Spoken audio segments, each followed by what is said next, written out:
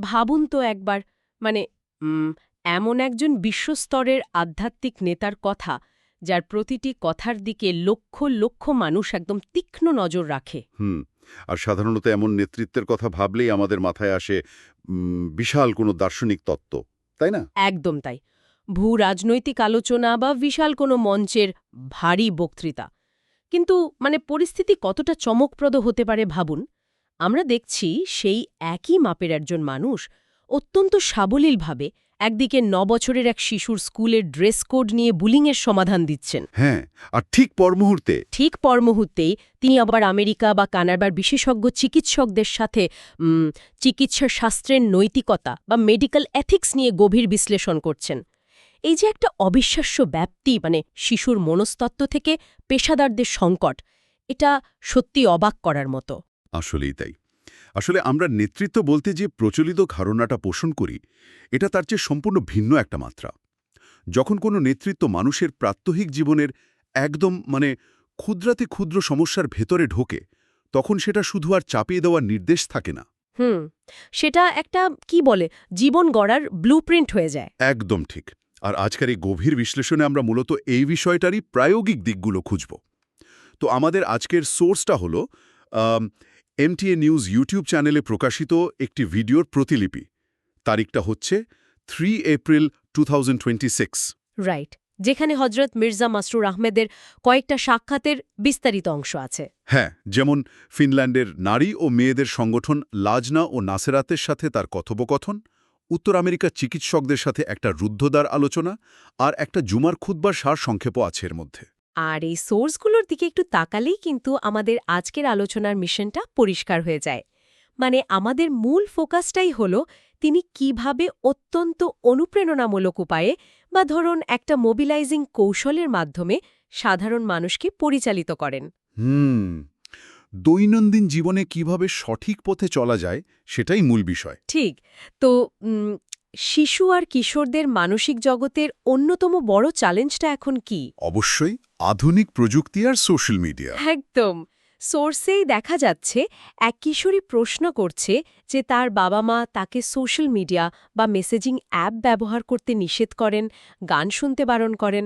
তো এই সাধারণ পারিবারিক নিয়মের পেছনে তিনি যে মনস্তাত্ত্বিক ব্যাখ্যাটা দিয়েছেন, সেটা কিন্তু দারুণ। দারুণ এবং খুব বিজ্ঞানসম্মত। তিনি শুধু ধর্মীয় দিক থেকে না বলে দেননি। তিনি মেয়েটিকে পরিষ্কার বলেছেন যে তার বাবা-মা একদম সঠিক কাজটাই করছেন। হ্যাঁ, কারণ তিনি রেফারেন্স দিয়েছেন যে আজকাল অস্ট্রেলিয়া সহ বিভিন্ন দেশের সরকারও তো শিশুদের স্ক্রিন টাইমের ওপর আইনি নিষেধাজ্ঞা আনছে। ঠিক, কারণ সোশ্যাল মিডিয়ার অ্যালগরিদমগুলো তো উঠতি বয়সীদের ব্রেনের ডোপামিন সিস্টেমকে এক প্রকার হাইজ্যাক করে নেয়, অনন্তকাল ধরে স্ক্রল করার যে প্রবণতা। ওটা তো মনোযোগ একদম ধ্বংস করে দেয়। একদম। তাই তিনি হোয়াটসঅ্যাপে চ্যাটিং করে সময় নষ্ট করতে মানা করেছেন, কারণ ওটা একটা প্যাসিভ বা নিষ্ক্রিয় কাজ। আর মজার ব্যাপার হলো তিনি শুধু এটা করো না বলে থামেননি, তিনি একটা বিকল্প রুটিন দিয়েছেন। হ্যাঁ, প্রোডাক্টিভ কিছু করার কথা বলেছেন।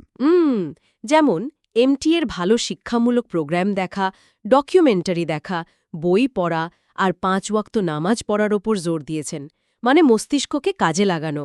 তো এই শৃঙ্খলার প্রসঙ্গ ধরেই সোর্সে ৯ বছর বয়সী এক শিশুর একটা কৌতূহল উদ্দীপক প্রশ্ন আসে। ওই যে অর্থ না বুঝে কোরআন তেলাওয়াত করলে কি লাভ, তাই তো? হ্যাঁ, এই প্রশ্নটা তো যে কোনো যুক্তিবাদী মানুষের মনেই আসতে পারে। অবশ্যই পারে। আর এর উত্তরে তিনি যে ব্যাখ্যাটা দিয়েছেন, সেটা মনস্তাত্ত্বিক দিক থেকেও খুব গভীর। তিনি বলেছেন যে অর্থ না বুঝলেও নিয়মিত কোরআন পড়ার একটা বরকত বা আশীর্বাদ আছে, যা মানুষকে খারাপ কাজ থেকে দূরে রাখে। হুম, ছোটবেলা থেকে প্রতিদিন একটা নির্দিষ্ট সময়ে পবিত্র কাজ করার যে অভ্যাস। ঠিক তাই। এটা অবচেতনভাবেই শিশুর মনে একটা নৈতিক মানদণ্ড তৈরি করে দেয়। এটা একটা রিচুয়াল, যা তাকে মনে করিয়ে দেয় যে তার জীবনের একটা বৃহত্তর উদ্দেশ্য আছে। আমি এটাকে একটা উপমা দিয়ে ভাবতে পারি। এটা অনেকটা বীজ বপন করার মতো, তাই না? শুরুতে হয়তো অর্থ পুরোপুরি বোঝা যাচ্ছে না, কিন্তু মাটিটা প্রস্তুত হচ্ছে। একদম। আর তিনি কিন্তু তাকে অন্ধ অনুকরণের মধ্যে আটকে থাকতে বলেননি। না, তা বলেননি। তিনি খুব স্পষ্টভাবে বলেছেন যে বয়স বাড়ার সাথে সাথে অবশ্যই কোরআনের অর্থ শিখতে হবে। বিশেষ করে সূরা আল ফাতেহা আর শেষের ৩টি সূরার অনুবাদের কথা আলাদা করে বলেছেন। হ্যাঁ, যাতে বিশ্লেষণ ক্ষমতা তৈরি হলে শিশু নিজেই ভালো মন্দের পার্থক্য বুঝতে পারে। তো এই যে নিজের বিশ্বাসের ভিত্তি মজবুত করার কথা উঠল, এখান থেকে আমার সোর্সের সেই ৯ বছরের শিশুর স্কুলের পোশাকের সমস্যাটার কথা মনে পড়ছে। হুম ওই যে মেয়েটি বলছিল যে সে লম্বা শার্ট আর শালীন পোশাক পরে বলে তার সহপাঠীরা তাকে নিয়ে হাসাহাসি করে। হ্যাঁ, এই সমস্যার সমাধানে তাকে যে পরামর্শটা দেয়া হলো, মানে আমার কাছে মনে হয়েছে যেন তাকে একটা অদৃশ্য বর্ম বা ইন্টারনাল কম্পাস ধরিয়ে দেয়া হলো। এই অভ্যন্তরীণ কম্পাস ধারণাটা কিন্তু খুব প্রাসঙ্গিক। মানে ৯ বছর বয়সে তো পিয়ার প্রেশার বা বন্ধুদের প্রভাব সবচেয়ে বেশি থাকে, সবাই চায় দলের অংশ হতে। কিন্তু তিনি মেয়েটিকে শেখালেন কিভাবে এই প্রভাব থেকে মুক্ত থাকতে হয়। তিনি বললেন যে তোমার শার্ট যদি হাঁটু পর্যন্ত লম্বা হয় আর তুমি যদি টাইটস বা ট্রাউজার্স পরো, কেউ হাসলে হীনমন্যতায় ভোগার কোনো কারণ নেই। একদম। তিনি শিখিয়েছেন মুখের ওপর বলতে, আমি আমার পছন্দের পোশাক পরেছি আর তুমি তোমার পছন্দের পোশাক পরেছ। দারুণ একটা ব্যাপার। মানে তিনি কিন্তু তাকে ঝগড়া করতে শেখাচ্ছেন না। না, বা আত্মপক্ষ সমর্থন করতেও বলছেন না। তিনি তাকে নিজের পরিচয়টাকে ওন করতে শেখাচ্ছেন। এটা একটা অসাধারণ মোবিলাইজিং কৌশল, চারপাশে নেতিবাচকতায় লুকিয়ে না পড়ে বুক ফুলিয়ে দাঁড়ানো। আর যারা হাসাহাসি করে তাদের পেছনে সময় নষ্ট না করে অন্য ভালো মেয়েদের সাথে বন্ধুত্ব করার পরামর্শ দিয়েছেন। মানে ছোটবেলা থেকেই তাদের ভেতরে একটা মানসিক দৃঢ়তা তৈরি করা হচ্ছে। তো ব্যক্তিগত আত্মবিশ্বাসের এই থিমটা যখন আরও বৃহত্তর পরিসরে যায়, মানে স্কুলের প্রাতিষ্ঠানিক কাঠামোর সামনে পড়ে, তখন পরিস্থিতি একটু জটিল হয়। যেমন সোর্সে আমরা দেখি এক শিক্ষার্থী বলছে যে তার ক্লাসে শিক্ষক ইসলাম সম্পর্কে ভুল তথ্য শেখাচ্ছেন। হ্যাঁ, যেমন পাঠ্যক্রমে হজরত আয়েশার বিয়ের বয়স ৬ বছর বলা হচ্ছে, যেটা মূলত বিরোধীদের একটা বহু পুরনো অভিযোগ। আর এখানেই ঐতিহাসিক বিশ্লেষণের রেফারেন্স দিয়ে বলা হয়েছে যে সেই সময় হজরত আয়েশার বয়স মূলত ১৩ বা ১৪ বছর ছিল। কিন্তু আসল ফোকাসটা কিন্তু তথ্যের ওপর ছিল না। তাহলে কিসের উপর ছিল? ফোকাসটা ছিল ওই ভুল তথ্যের মোকাবিলা একজন শিক্ষার্থী কিভাবে করবে তার ওপর। একটু থামুন, এই জায়গাটিতে আমার একটা বড়সড় খটকা লাগছে। সোর্সে তো তিনি শিক্ষার্থীকে বলছেন ক্লাসে হাত তুলে প্রতিবাদ করতে, হাদিসের রেফারেন্স দিতে, এমনকি প্রয়োজনে প্রধান শিক্ষকের কাছে অভিযোগ করতে। তো আমার প্রশ্ন হলো, একজন স্কুল পড়ুয়ার শিশুর জন্য কি শিক্ষকের মুখের উপর ভুল ধরাটা অনেক বড় একটা ঝুঁকি নয়? মানে পরীক্ষার নম্বরের দিক থেকে? হ্যাঁ, তর্কে গেলে তো ওই বিষয়ে ফেল করার বা নম্বর কম পাওয়ার একটা বিশাল সম্ভাবনা থাকে। শিশুর ওপর এত বড় দায়ভার চাপানোটা কি একটু বেশি হয়ে যাচ্ছে না? আপনার এই সন্দেহটা খুব যৌক্তিক। সাধারণ দৃষ্টিতে এটা একটা বিরাট ঝুঁকিই মনে হয়। কিন্তু সোর্সের আলোকে আমরা যদি পেছনের দর্শনটা দেখি, এটা আসলে জাগতিক অর্জনের চেয়ে সত্যকে বেশি গুরুত্ব দেওয়ার একটা প্র্যাকটিক্যাল লেসন। আচ্ছা। তিনি ওই শিক্ষার্থীকে সরাসরি প্রশ্ন করেছেন যে সে তার বিশ্বাসকে সবকিছুর ঊর্ধ্বে রাখার প্রতিজ্ঞা করেছে কিনা। ও, মানে এই পরিস্থিতিটা আসলে ওই প্রতিজ্ঞারই একটা অগ্নিপরীক্ষা। একদম তাই। সত্যের পক্ষে দাঁড়ানোর নীতিতে বিশ্বাস করলে স্কুলের একটা বিষয়ে ফেল করাটা বৃহত্তর সত্যের কাছে কিছুই না। ছোটবেলা থেকে যদি কেউ প্রাতিষ্ঠানিক কর্তৃপক্ষের অন্যায়ের বিরুদ্ধে, তা যত বড়ই হোক, তথ্য প্রমাণসহ প্রশ্ন করতে শেখে, তবে সেটা তাকে আজীবনের জন্য প্রস্তুত করে। ভবিষ্যতে সমাজের বড় বড় অবিচারের মুখোমুখি হলে সে আর নীরব থাকবে না। ঠিক। এটা কোনো নির্দিষ্ট পরীক্ষার পাস ফেলের বিষয় নয়। এটা হলো মানুষের মেরুদণ্ড শক্ত করার একটা প্রক্রিয়া। বুঝতে পেরেছি। এই অবিচল থাকার শিক্ষাটা যে কত বিস্তৃত, সেটা বৈশ্বিক সংঘাতের ক্ষেত্রে তার পরামর্শেও আমরা দেখতে পাই। ফিনল্যান্ডের এক নাগরিক যখন যুদ্ধের ভয়ে দেশান্তরী হওয়ার কথা ভাবছেন, হ্যাঁ, সেখানে যে উত্তরটা দেয়া হয়েছে সেটা বর্তমান অস্থির বিশ্বের জন্য একটা বড় রিয়ালিটি চেক। তিনি খুব স্পষ্ট ভাষায় বলেছেন যে আজকের পৃথিবীতে কোনো দেশই সম্পূর্ণ নিরাপদ নয়। এমনকি ফিনল্যান্ডও, যাদের সাথে রাশিয়ার বিশাল সীমান্ত রয়েছে। ঠিক। আফ্রিকার কিছু দেশ হয়তো কিছুটা নিরাপদ হতে পারে, কিন্তু শুধু পালিয়ে বেড়ালে কি চূড়ান্ত নিরাপত্তা পাওয়া সম্ভব? না, ভৌগোলিক নিরাপত্তা এখন খুবই আপেক্ষিক। তাই তিনি এই প্যানিকের বৃত্ত থেকে মানুষের ফোকাসটাকে প্রার্থনার দিকে সরিয়ে এনেছেন। একদম। অনিশ্চয়তার যুগে মানুষকে মানসিকভাবে স্থির রাখার এটা একটা অত্যন্ত শক্তিশালী পদ্ধতি। আচ্ছা, ব্যক্তিগত বিশ্বাসের এই ভিত্তি নিয়ে তো অনেক কথা হলো, কিন্তু এই শিশুরাই যখন বড় হয়ে জটিল পেশায় প্রবেশ করে তখন কি হয়? সোর্সে আমেরিকা আর কানাডার ডাক্তারদের সাথে সাক্ষাতের একটা দারুণ অংশ আছে। হ্যাঁ, ২৯ মার্চের মুলাকাত, সেখানে চিকিৎসা আর আধ্যাত্মিকতার সংযোগ নিয়ে খুব গভীর আলোচনা হয়েছে। তিনি তাদের ওয়াকফে আরজি বা স্বল্পমেয়াদী সেবার ওপর ব্যাপক জোর দিয়েছেন। বিশেষ করে পাকিস্তানের রাবোয়াতে তাহের হার্ট ইনস্টিটিউট আর ফজলে উমার হাসপাতালে গিয়ে চিকিৎসা সেবা দেওয়ার কথা বলেছেন। আর এখানেই একটা সূক্ষ্ম নেতৃত্বের দিক ফুটে ওঠে। আমেরিকা বা কানাডার মতো জায়গা থেকে কোনো স্পেশালিস্ট যখন উন্নয়নশীল দেশে যান, তখন তো একটা সুপিরিয়রিটি কমপ্লেক্স বা অহংকার কাজ করতেই পারে। হ্যাঁ, আর তিনি ঠিক এই মানসিকতার মূলোৎপাটন করেছেন। তিনি পরিষ্কার বলেছেন যে সেখানে গিয়ে নিজেদের বড় মনে করা যাবে না, স্থানীয় ডাক্তারদের মূল্যায়ন করতে হবে, পরিবেশের সাথে মানিয়ে নিতে হবে। মানে পেশাদারদের অহংকার চূর্ণ করে তাদের সত্যিকারের সেবক বানানো। এই ব্যাপারটা বুঝতে গিয়ে আমার মাথায় একটা চমৎকার উপমা আসছে। কি উপমা? ধরুন, একজন ডাক্তার আসলে একজন দক্ষ মালির মতো। আচ্ছা। মালি গাছে পানি দেয়, সার দেয়, কিন্তু মালি চাইলেই কি গাছটাকে নিজে টেনে বড় করতে পারে? পারে না। গাছটাকে ভেতর থেকে বড় করে তোলে প্রকৃতি বা ঈশ্বরের নিয়ম। একইভাবে ডাক্তাররা চিকিৎসা দেন, কিন্তু নিরাময় আসে ঈশ্বরের কাছ থেকে। এই মালির উপমাটি সোর্সের মূল সুরের সাথে শতভাগ মিলে যায়। সোর্সে উল্লেখ আছে তিনি ডাক্তারদের প্রেসক্রিপশনের ওপরে হুয়া শাফি, মানে আল্লাহ নিরাময়কারী, লেখার পরামর্শ দিয়েছেন। হ্যাঁ, আর জটিল রোগীদের জন্য শুধু ঔষধির ওপর নির্ভর না করে নফল নামাজ পড়ার কথাও বলেছেন। আর এখানে তিনি হজরত ডক্টর মীর মোহাম্মদ ইসমাইল সাহেবের খুব সুন্দর একটা উদাহরণ টেনেছেন। তিনি একাধারে সফল সার্জন ছিলেন, আবার উঁচু দরের কবিও ছিলেন এবং প্রতিদিন কোরআন নিয়ে পড়াশোনা করতেন। মানে শুধু পেশার চার দেয়ালে আটকে না থেকে জ্ঞান আর আধ্যাত্মিকতার জগতেও বিচরণ করা।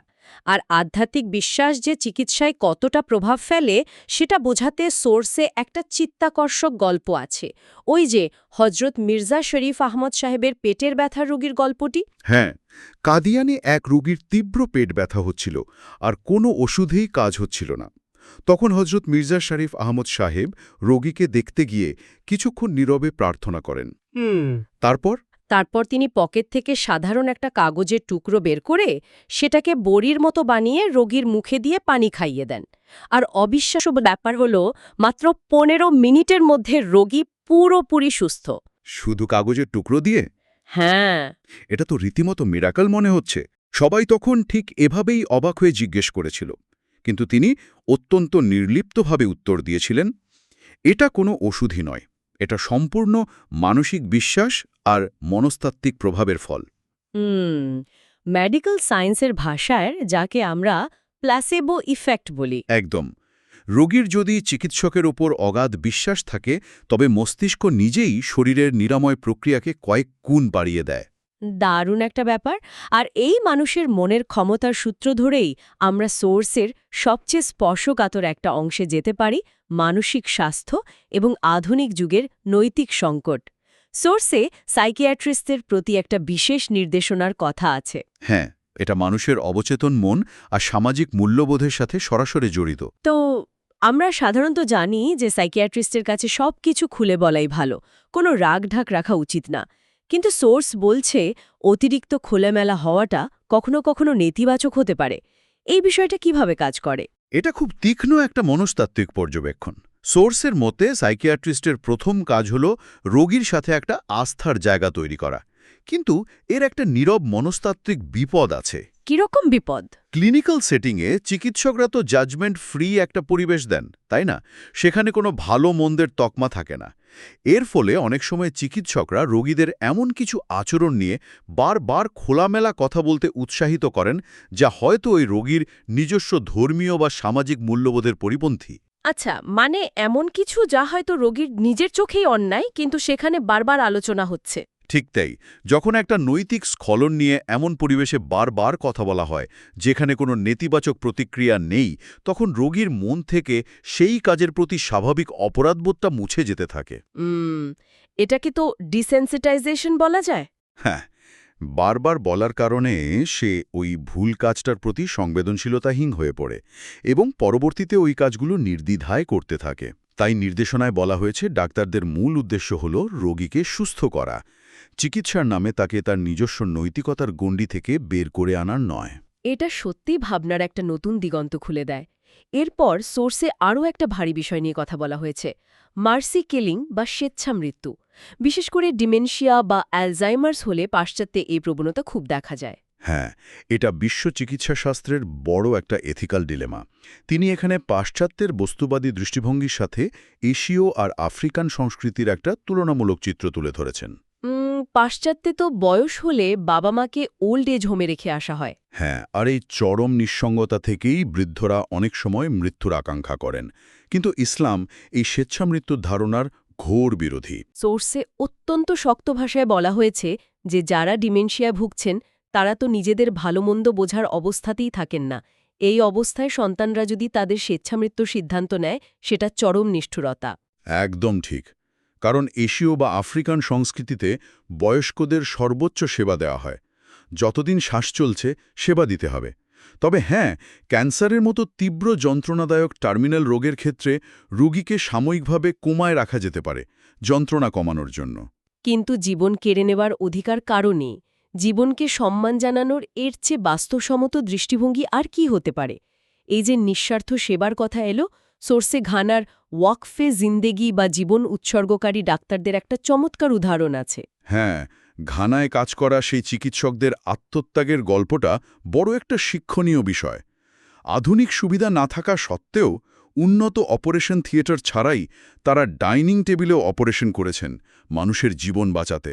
ডাইনিং টেবিলে অপারেশন? হ্যাঁ, একদম। আর এই নিরন্তর শক্তিটা তারা পেতেন তাদের নিঃস্বার্থ সেবার মানসিকতা আর ঈশ্বরের ওপর অগাধ বিশ্বাস থেকে। এই পুরো আলোচনায় আমরা বারবার দেখছি কিভাবে একটা শক্তিশালী কেন্দ্রীয় বিশ্বাস মানুষকে পরিচালিত করে। জুমার খুতবার সারসংক্ষেপেও কিন্তু এই বিশ্বাসের কথাই বলা হয়েছে। হ্যাঁ, খুতবায় ইউরোপে তৃত্ববাদের পতনের কথা বলে মানুষকে এক ঈশ্বর বা তৌহিদের দিকে ডাকার কথা বলা হয়েছে। এটা মানুষের জীবনের জন্য একটা চূড়ান্ত নোঙর বা অ্যাঙ্কার। এক ঈশ্বরের উপর বিশ্বাস থাকলে অন্য কোনো জাগতিক ভয় বা অহংকার প্রভাব ফেলতে পারে না। আজকের এই আলোচনা থেকে এটা একদম পরিষ্কার যে সত্যিকারের মোবিলাইজিং বলতে শুধু বিশাল মঞ্চের জ্বালাময় ভাষণ বোঝায় না। এটা লুকিয়ে থাকে ফিনল্যান্ডের ছোট্ট মেয়ের আত্মবিশ্বাসে কিংবা একজন সার্জনের অহংকার সরিয়ে নীরবে প্রার্থনা করার মধ্যে। আর সোর্সে স্বেচ্ছাসেবীদের বলা হয়েছে অতিরিক্ত চিন্তা বা ওভারথিঙ্কিং না করতে। এই গতিশীল সমাজের সবার জন্যই এটা বড় শিক্ষা। পারফেক্ট হতে গিয়ে অহেতুক চাপ না নিয়ে মন শান্ত রেখে সেরাটা দেওয়াই হলো আসল সাফল্য। একদম। তো আমরা একেবারে শেষ পর্যায়ে চলে এসেছি। শুরুতে আমরা যে অদৃশ্য বর্মের কথা বলেছিলাম তার সূত্র ধরেই শেষ করব।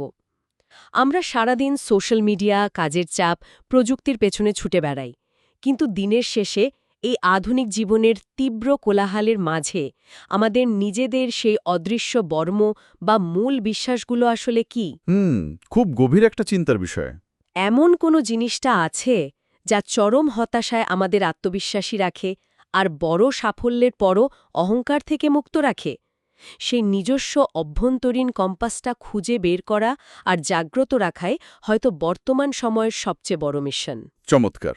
আত্মবিশ্লেষণের জন্য এর চেয়ে ভালো উপসংহার হতেই পারে না। আজকের মতো আমাদের এই গভীর বিশ্লেষণ এখানেই শেষ করছি। নতুন কোনো বিষয় নিয়ে আবারও কথা হবে।